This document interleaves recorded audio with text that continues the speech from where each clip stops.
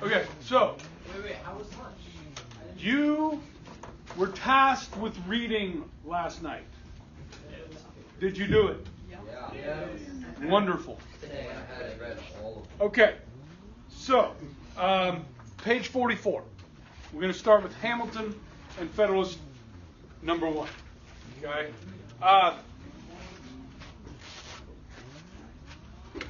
Does anybody want to talk about a general theme with this paper, with this essay? That makes sense? Yeah. I feel like it's kind of, it is Federalist paper number 1, so naturally it's kind of like an introduction. I mean, he basically just starts off by saying, like, this is the first in a series of papers that are going to be published. And he said, he doesn't really provide much basis for his statements. He's just kind of listing out his points. But he basically says that there is a need for a constitution, and a little bit about why, and then he talks a lot about ambition in all the essays, but just kind of outlines the stance of the anti-federalists and why it might be biased, and then the stance of Why they might be wrong. Yeah. Yeah.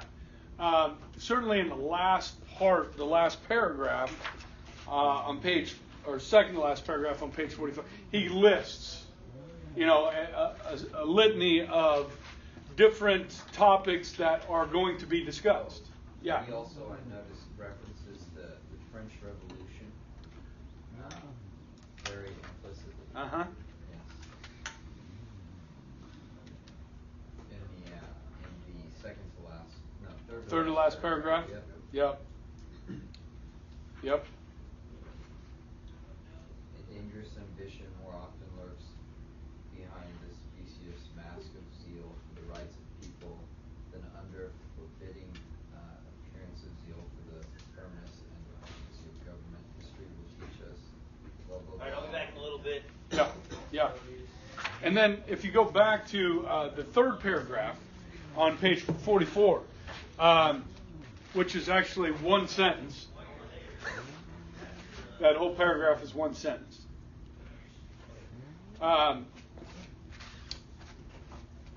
There on the second line where it says the obvious. You see that? You follow me? You with me? The obvious? The obvious interest of a certain class of men in every state to resist all changes which may hazard a diminution of power. So remember, what is the social contract at this point?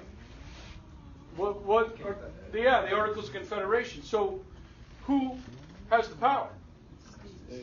Like the state legislatures, the assemblies, the governors. They have all the power. So Hamilton is actually kind of calling these guys out. So he says, which may hazard a diminution of the power, emulant and consequence of the offices they hold under state establishments. He's saying that these people are being greedy, that they want to hold on to their power. Okay? Not all of them. So, true. Okay, but it's kind of a smart way of making a dig without being too insulting. And then it goes on. And the perverted ambition of another class of men who will either hope to aggrandize themselves by the confusion of their country, get rich off of it, or will flatter themselves with fair prospects of elevation from the subdivision of the empire into several partial confederacies, than from its union under one government.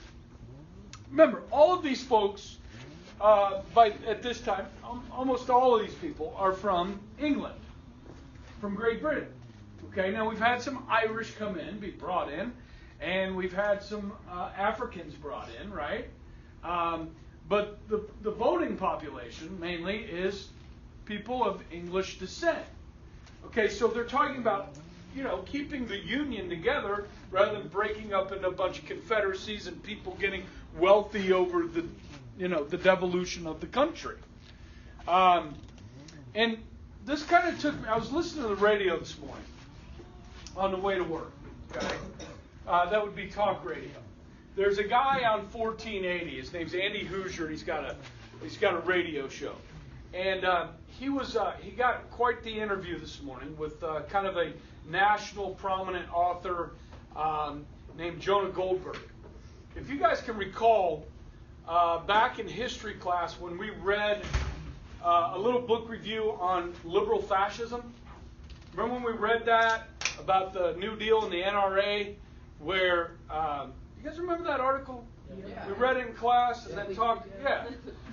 So the author of the book that the book review was over was written by Jonah Goldberg. And he was on this radio show this morning. Today is the 10th anniversary of the death of William F. Buckley, who's, you guys have brought his name up in here before. And Jonah Goldberg, Buckley wrote for the National Review, and was this great mind, this great conservative mind, okay, that kind of saved the idea of conservatism in this country from the people of like George Wallace, the segregationist from Alabama, okay? And Buckley, Jonah Goldberg writes for the National Review, so he was brought on the show to talk about it. And what Goldberg was talking about is how Buckley, this conservative, would engage the liberals on any stage in any type of debate at any time. And he would do it with knowledge and humor and wittiness. But it was never so personal as it is today. Today, guys, think about this. We're reading something that was written, 200 years ago. All right? And some of the stuff we're going to read is quite eloquent and is certainly based on knowledge. Not based on trying to so much tear down the other side. Our politics today are so vitriolic and they're so shallow. If we can offend somebody of the other side, then we feel good about it. We've done our job. Okay? And everything is like sound bites. Twitter. How many characters do you have? Right? Yeah, so if you can trigger somebody you disagree with, then that's fun, and you think you've won the argument. But what we have all this information at our fingertips. But what we don't have is the knowledge to talk about it, or the depth, the context.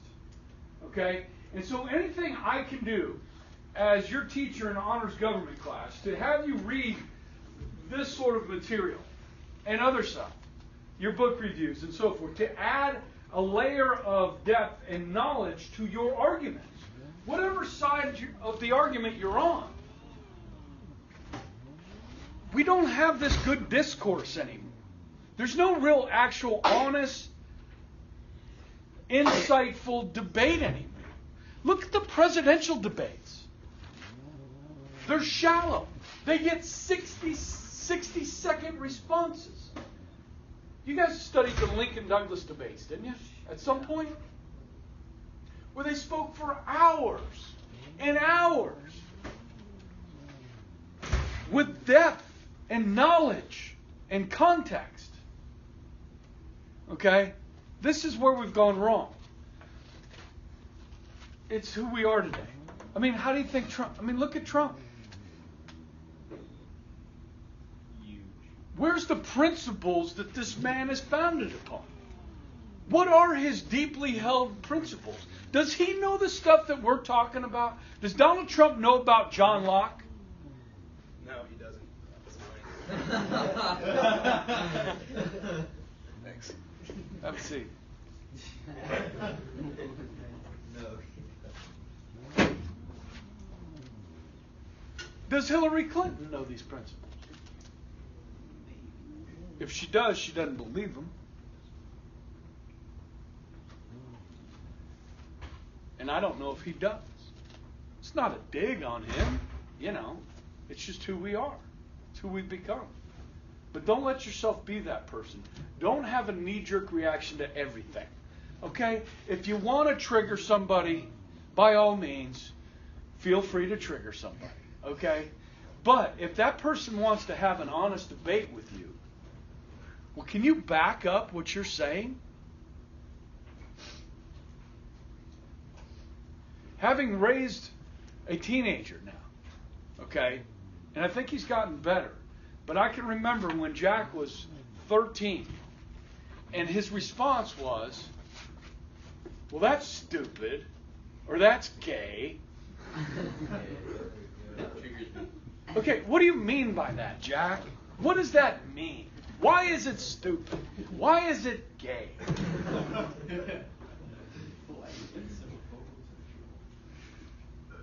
Are any of you guys guilty of ever doing that? Oh yeah. Oh yeah. Can you back it up? Yes.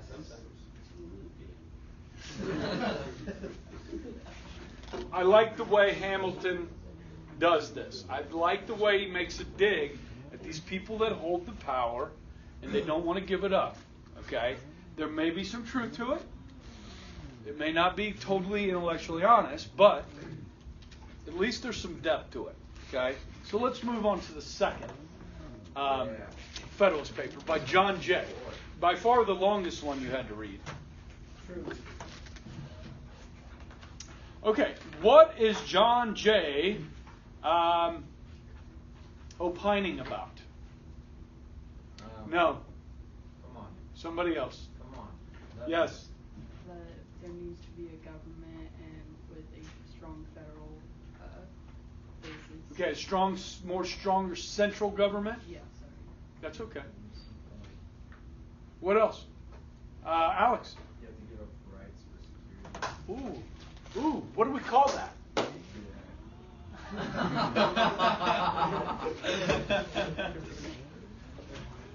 All right, refocus, Alex. As theories of forms of government, giving up your rights in order to have a new government, what are we going to call? We need a new social contract. Okay? Right. Okay. Basically that's what he's saying, right? Yeah. This is really how long it was? No. It's like 5 pages. Oh, good. Yeah, these are excerpts. Okay. Yeah. That's one of the 5 that he wrote. John Jay wrote number 2, and 37, 38, 39, 40, 40. That's about 4 pages in there. Okay, so now here's where we get to the fun part. Okay, number 10. Oh, we're going to number 10? Yeah, I mean it's On political parties.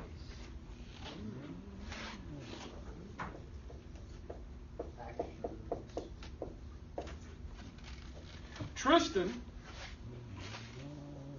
says that Madison. Is the swivel following me? Yeah. It's talking about political parties. Parries. Parries.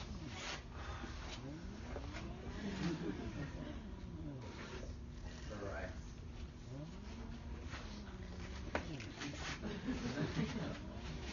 You're good now. Is Tristan right? Well, let's look at it right here. It says, by a faction, we're on the second paragraph here. I understand a number of citizens, whether amounting to a majority or minority of the whole, are united and actuated by some common impulse or passion or of interest. I mean, it's not necessarily a party, but it's a body sharing an interest, which is close to. It could be. It could definitely be a political party. Yeah, but it's Okay. like a faction is like a almost like a subdivision. Okay. Like you get. Maribel, were you going to say something? You sure? Thought you were going to say something. Schmitty? What's up? Were you going to say something? Okay. All right. I want to take this step further, and I think this is where Madison, certainly political parties make sense with a faction. But today we generally call these interest groups. Okay. Or in a negative light, they'll call them special interests. That's what special I'm saying. interests. Saying they're bad. Yes. Okay, now, most of us live, well, I live on the east side of Wichita, okay, but I work on the west side of Wichita. You guys come to school, some of you live the west side of Wichita, okay? Everybody in here is Catholic. Sorry, I'm a militant Buddhist. Except for me, okay? Now, I feel like I'm part of the Catholic community. We have a lot of common interests. Yeah, we love history. And I love you too, okay? No, stop. We, in a sense, are a faction. Okay? Now, let me give you some better examples. Oh, get it off. Hey, hashtag boycott NRA. Get him out of The here. National Relief Administration? Recovery. Oh, Get it right. sorry. It's been a while. No. No. Get him out of You here. guys are having flashbacks from the New Deal over here. Look, okay? look, we're not, no. Old people, no. Get them out of here. Get 'em out of here. You don't want them? Get 'em out Get of 'em here. gone. Guns, old people, no. Don't put Not what I my think you're area. putting next. Oh, do it. Okay, that one. No. No. No, all right. I said I know about Vegans, out with them too. I don't care. Get rid of them all. NAACP. Oh yeah. All right, now get it. What's that? I don't know that one. What's that one? National Organization of Women. Oh, women, get them out. That's rivals. All right, Jack, you're starting to cross some lines here. How many of you guys have ever heard of the Sierra? How come I can't spell that right now? There's just 2 R's and an A. There Sierra. we go. It's an environmental group, okay? Out the environment, get it gone. We're like these people. Hey. Green. No, hippies, nah, get them out.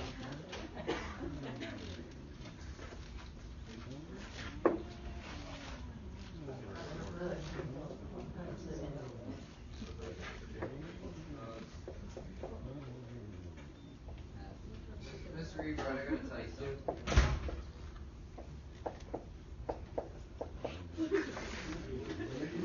gotta tell you something. Kansans for Life is an interest group. These are all interest groups. Now, these two on the left are two of the most powerful interest groups in the nation today. The NRA and the AARP, American Association of Retired Peoples.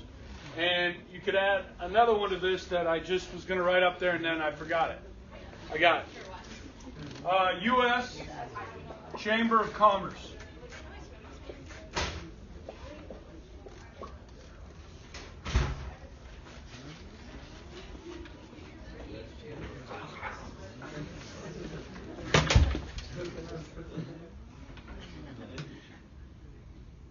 What?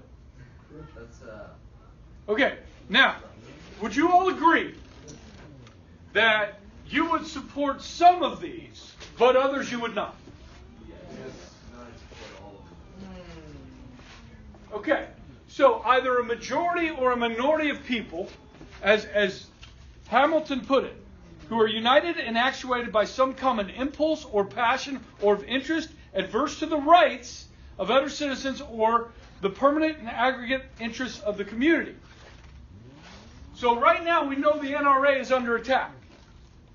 Okay? Why? Well, I know it's like for the gun thing, but why do they in charge of the gun? Well, the National Rifle Association is a strong... Oh, this isn't the National Recovery Group? No. No, the Supreme Court found that unconstitutional in 1936 and it went away. Well, I just took that test. Thank God. so- No, this... Okay, never mind. Yeah, okay. You'll get there. We'll get there. Okay. And have more to add on this, okay? But these are all interests. Some of these I support, some of them I don't, okay? Same with you. So look at this. Paragraph 3. There are two methods of curing the mischiefs of faction.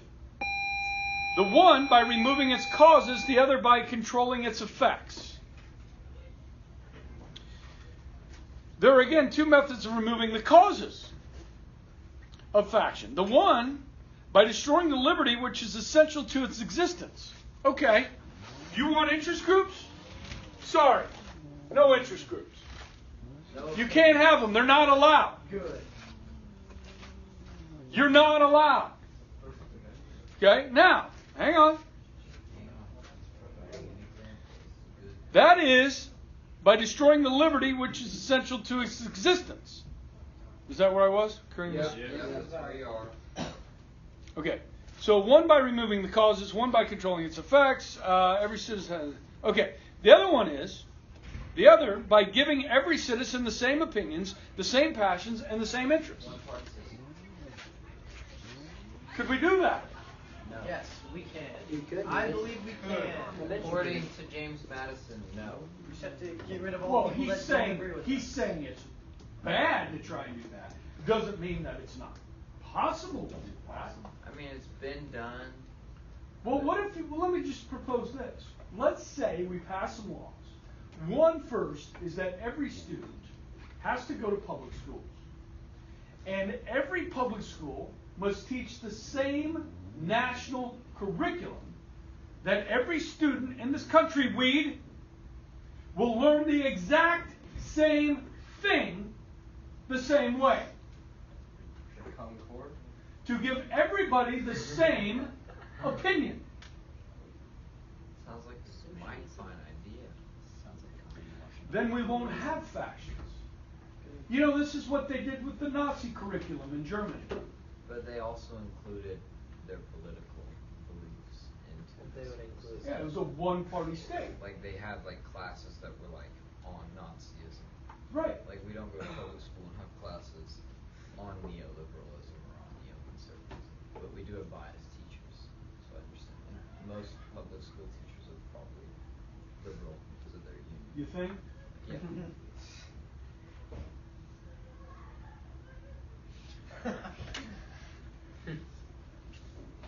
So, as Madison says in the next paragraph, it could never be more truly said that the first remedy, that it was worse than the disease itself. Liberty is to faction as air is to fire, an ailment without which it instantly expires. But it could not be less folly to abolish liberty, which is essential to the political life, because it nourishes faction, than it would be to wish the annihilation of air, which is essential to animal life, because it imparts to fire its destructive agency. Who writes like that? A genius. James Madison, to be precise. The second expedient is as impracticable as the first would be unwise. As long as the reason of man continues fallible and he is at liberty to exercise it. I love that. We have the right to be stupid. Yeah, we have the right to be wrong. Good. Different opinions will be formed as long as the connection subsists between his reason and his self-love. His opinions and his passions will have a reciprocal influence on the other. So, you're not going to get rid of freedom and liberty. You're not going to do away with these interest groups. And you're not going to make everybody think the same way. So, in reality, factions are a reality. And so, you can try and control the effects of factions, but there again, this is difficult. Because when you start trying to control the effects, again, you're starting to control liberty. Go. If I may, that line you just read, that Madison said, Yeah. as long as the connection subsists between his reason and his self-love, his opinions and his passions will have a reciprocal influence on each other. Mm-hmm. It sounds like he just like quoted Hobbes Mm-hmm. right there. Like, Mm-hmm. Exactly. Yep. You're right. It does sound Hobbesian. Because Madison recognizes there are bad people. I mean, think about how some of these colonists felt about loyalists during the Revolution. I mean, you've seen The Patriot, right?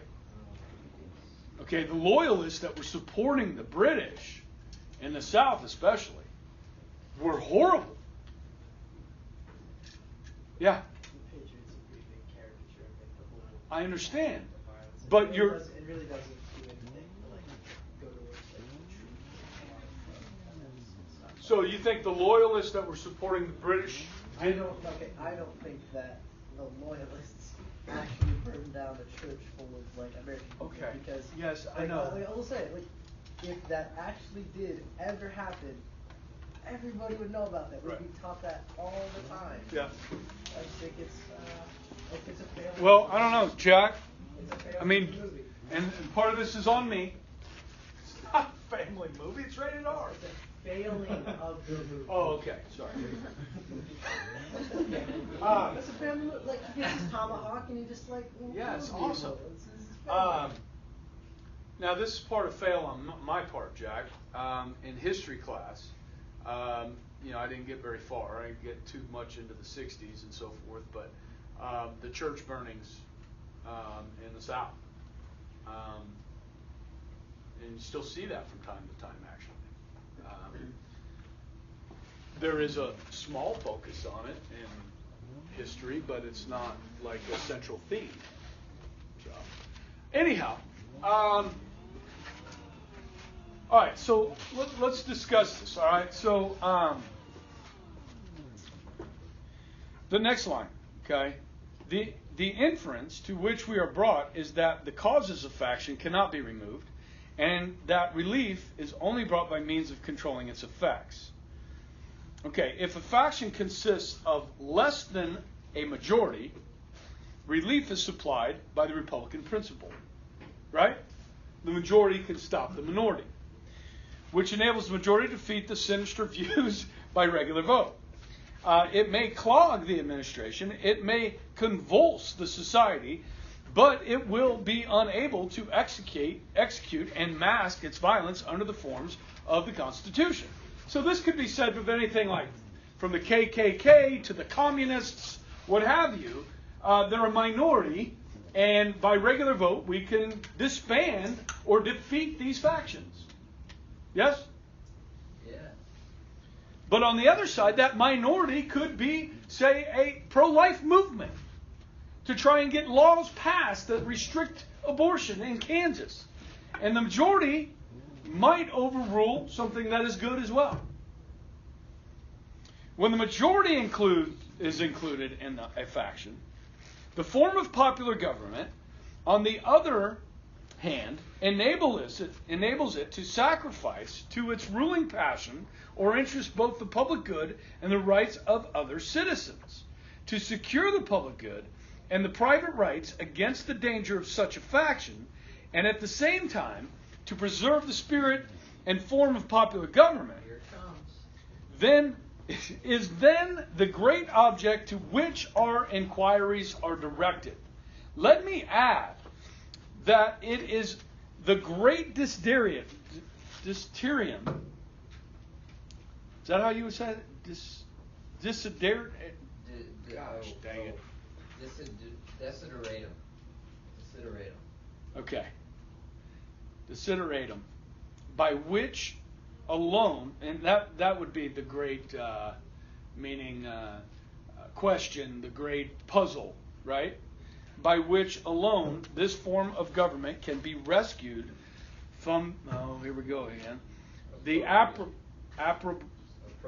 opprobrium under which it has so long labored, and be recommended to the esteem and adoption of mankind.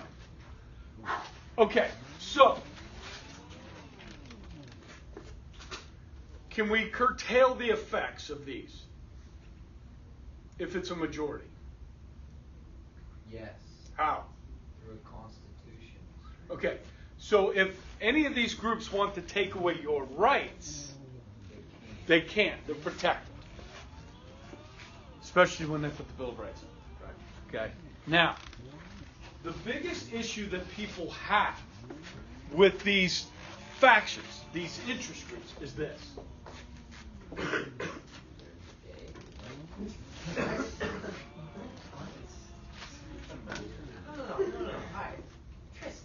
Okay. LGBTQIA. Hey, math people. The NRA claims to have 5 million plus members. You know how much it costs a year to be a member of the NRA? $30. Okay? You can do 2 years for $55. How many members does it have? Over 5 million. Ooh. So at $30 a shot, how much money is that? It's a lot, and they make a lot more than 30. You said 5 million? 5 million members at $30 a pop. $150 million. Okay. Now, there are people that give more to this organization as well. Okay? But what does the NRA do with this money?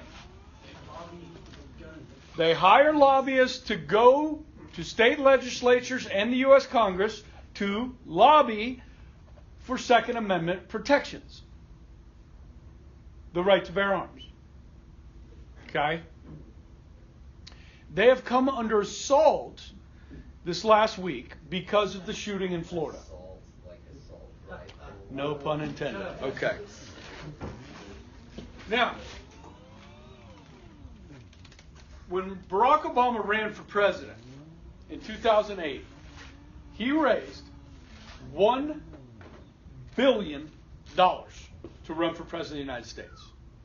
Now, Trump didn't raise near that amount of money. First of all, he didn't have to, because he could self-fund a lot of it, but he had all the free press he wanted. All he had to do was say something controversial, and they'd be talking about it. And most of the media was talking bad about it, but people that were listening to it, enough of them liked what he was saying for him to get elected, and it was all free press. Okay, Trump was trolling the media. Was he not? Is he still doing that? He trolls the media almost every day, and it just gets under their skin.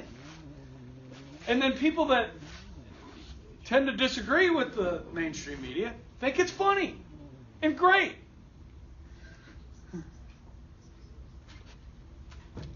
Is it shallow and unprincipled?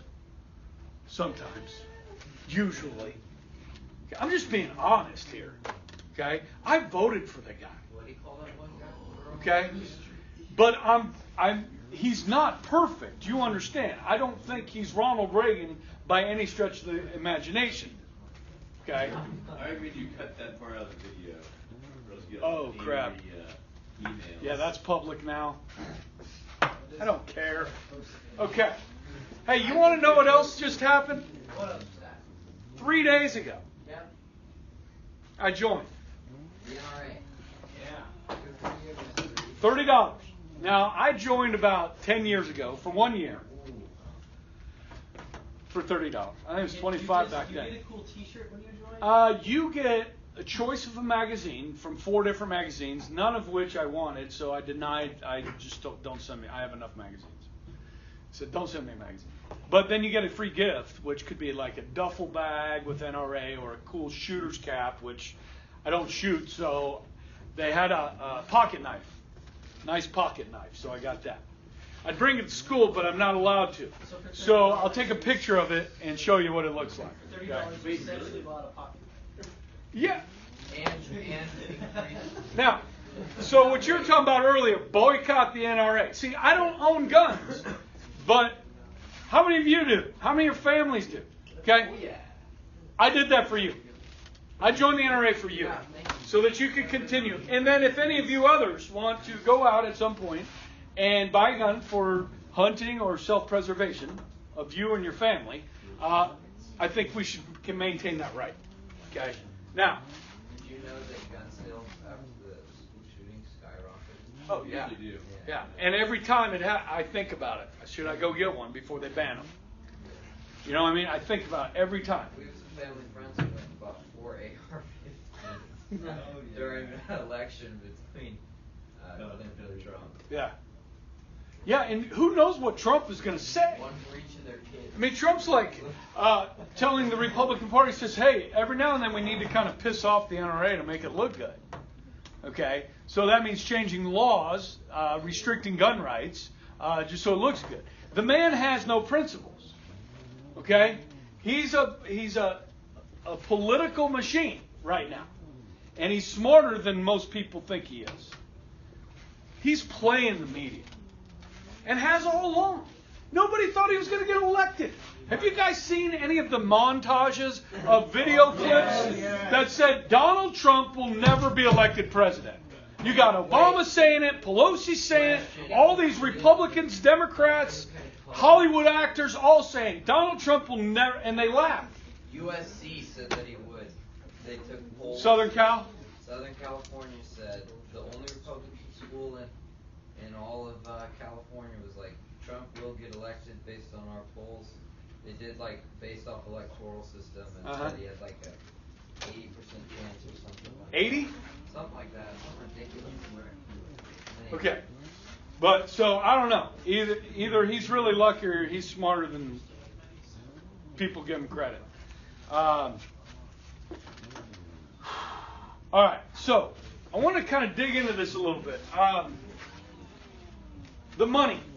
So, there have been times where our Congress has tried to pass what's called campaign finance laws, where you can only give a certain amount of money to candidates. These groups can only give a certain amount of money to candidates. Okay, but the Supreme Court has shot this down, and here's why. Let's say I make more money than all of you. Okay, you guys know that, right? What? I make more money than you guys. How much do you make? So, if I want to, if I have the money to join the NRA, I have the money to give campaign contributions to politicians that I like, I have more money than you to give for these causes. I have more money to impact the factions than you do. Is that fair? No, it's not fair. Well, I mean, Yeah, the you work vote's for still it. the vote. This giving is an expression of what? It's free speech. And that's what the Supreme Court said. You can't limit people's speech just because you think there's too much money in Washington, D.C. I don't like all the money in Washington, D.C. You don't like all the money in Washington, D.C. unless you're there, living there, and getting it. So let's Okay? get money out of Washington, D.C. You can't. We can't or we won't? Legally, you can't. Legally? Yeah, the Supreme Court said you can't. Who said anything about legally? In fact, guys, Supreme Court, and it's the, does anybody remember in this case? Citizens United, okay? Corporations, large corporations, okay, under the Citizens United decision by the Supreme Court, can give money as well, as much as they want. Not public corporations, right? Public corporations. They can. Yep. Doesn't the board have to vote on Yep. that? Well, they can set a political action committee within their, yeah, you know, ExxonMobil gives money. Absolutely. Okay. Microsoft, Bill Gates gives to both sides. Okay. Yeah, smart. Okay. Now, there are some rules about some of this, okay? But political action committees, which we'll get into, which is another form of faction, fundraising wings of factions. We'll talk about this in Section 3 when we talk about political parties. But anyhow, they raise hundreds of millions of dollars. Okay? But here's the thing. The largest political action committee in the 2016 election supported Jeb Bush for president. They had like $46 million, or something like $46 million in this pack supporting Jeb Bush. Jeb Bush. Guys, he was one of the first to drop out. Had the most money, was one of the first to drop out. No one liked it. He was done once he started moving away from the center. He was done as soon as his name was Bush. No one wanted No. it. It's when he Hey, started saying like Jeb's a cool name. I don't agree with that. I worked on his gubernatorial run in Florida, his first run for governor. He lost to Walken Lawton Childs, the Democrat. Well, that's a Lawton Childs. Walking. His name was Lawton Childs, and they called him Walking Lawton. That was back when everybody was a Democrat and stuff. Okay. Not I. I registered as a Republican in 1986. He's right. All he's right is not Democrat. Now, am I like, oh, I love the Republican Party, they're my favorite, please join the Republican Party, give them money? No. I don't like the Republican Party either. But it's the only vehicle that people that think like me have. Okay? Start a new party. I think we should change. We're going to talk about the party system, and we're stuck. Sorry. It's the worst. Yeah. All right. Anyhow. Now, I want to talk a little bit. Still on This number is, this is how far we got first hour. So let's talk. Guys, I'm going to turn this off because we're good. All right. So, Be sure to like, comment, and subscribe. Make sure to like, comment, and subscribe. like, comment, and subscribe. Don't report for hate speech. Bye.